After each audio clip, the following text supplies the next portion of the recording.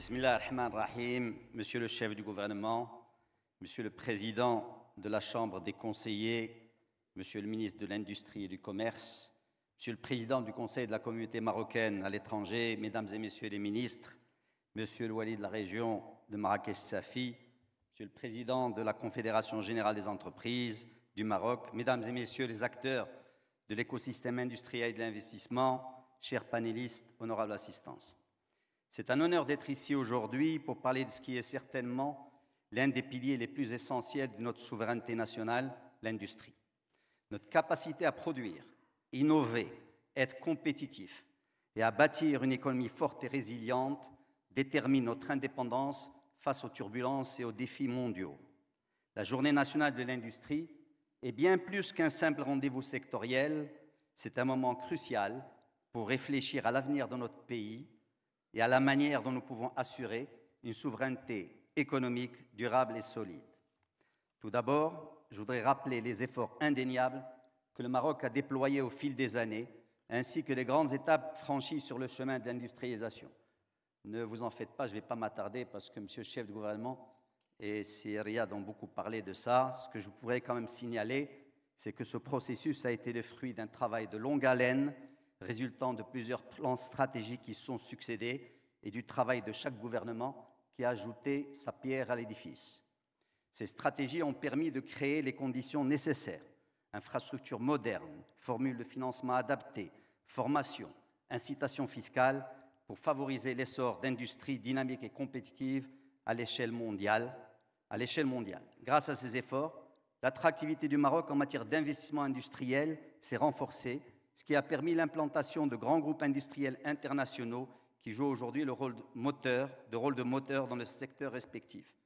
Les résultats sont particulièrement remarquables dans différents secteurs. Je vais citer juste l'automobile, qui aujourd'hui devient le premier exportateur du royaume, l'aéronautique, je ne peux pas ne pas citer l'aéronautique, Hamid est dans la salle, qui a en 18 ans a su développer une base industrielle diversifiée et compétitive.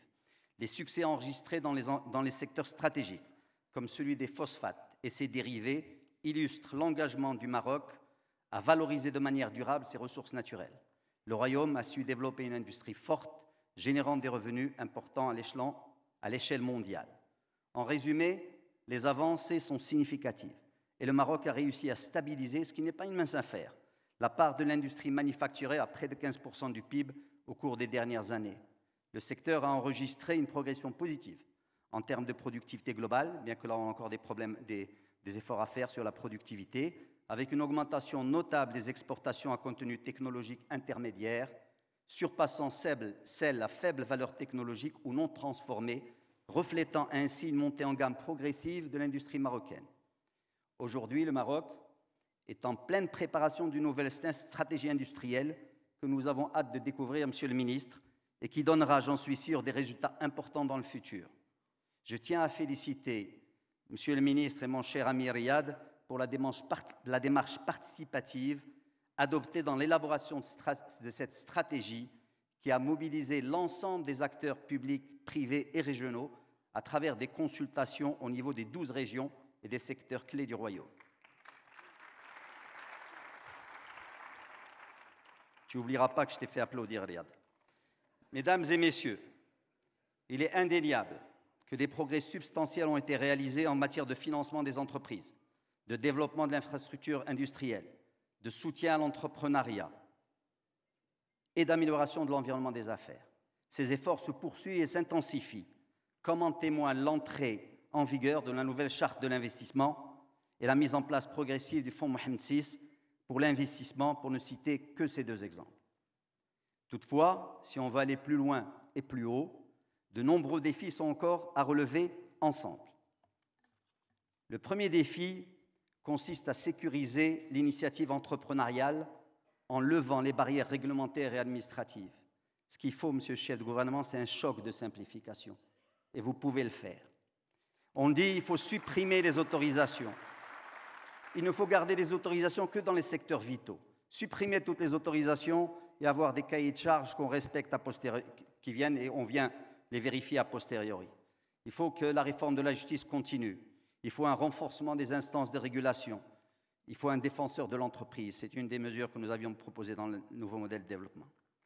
Le second défi consiste à réaliser un choc de compétitivité. Nous sommes sur la bonne voie. Baisse massive du coût de l'énergie et des coûts de logistique. Zone d'activité accessible à toutes les entreprises, pas seulement aux grandes ou aux multinationales. Transformation numérique. Et bien sûr, il faut continuer à impliquer le privé dans la formation. Et on a fait de superbes choses avec l'IMA, l'IFMIA, l'ESIT, et j'en oublie, et il faut continuer à le faire. Le troisième défi concerne le capital humain, un facteur clé pour la compétitivité des entreprises. La disponibilité de salariés qualifiés est essentielle pour améliorer la productivité, intégrer les nouvelles technologies et garantir la qualité de l'offre. Cependant, on a encore malheureusement une inadéquation entre la formation et les besoins du marché, notamment dans l'industrie. De plus, et il faut le souligner, la faible adoption de la formation continue par les entreprises, seulement 9% contre 27% des pays similaires, aggrave ce problème. Après, on pourra toujours parler des contrats spéciaux de formation sur lesquels peut-être il est temps d'avancer, parce que ça aussi, c'est un des problèmes que nous connaissons depuis de très longues années, mais la formation continue est absolument essentielle. Et à cela, il faut ajouter la formation des dirigeants, puisque seulement 15% d'entrepreneurs diplômés de l'université ont des compétences managériales, les autres ont des compétences managériales souvent en deçà des standards régionaux. Cela affecte la qualité des décisions stratégiques et la montée en gamme dont a parlé Monsieur le ministre tout à l'heure. Le quatrième défi, tout aussi crucial, concerne la capacité d'innovation du Maroc. Pour améliorer son positionnement dans les chaînes de valeur mondiale, le Maroc doit investir davantage dans la R&D et l'innovation. Juste un chiffre, selon la Banque mondiale, c'est 0,8% du PIB que nous affectons à la recherche et développement. Les pays de l'OCDE, c'est 2,4%, mais laissez-moi vous donner la Corée du Sud, 4,5% du PIB.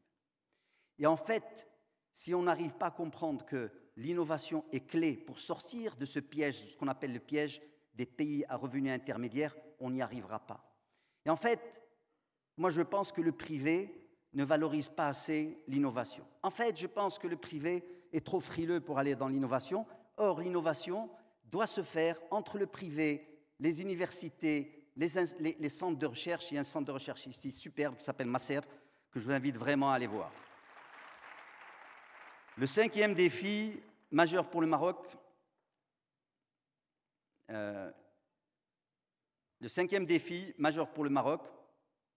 est de créer une synergie efficace entre les grandes entreprises industrielles, souvent des multinationales technologiquement avancées, et le tissu local des petites et moyennes entreprises.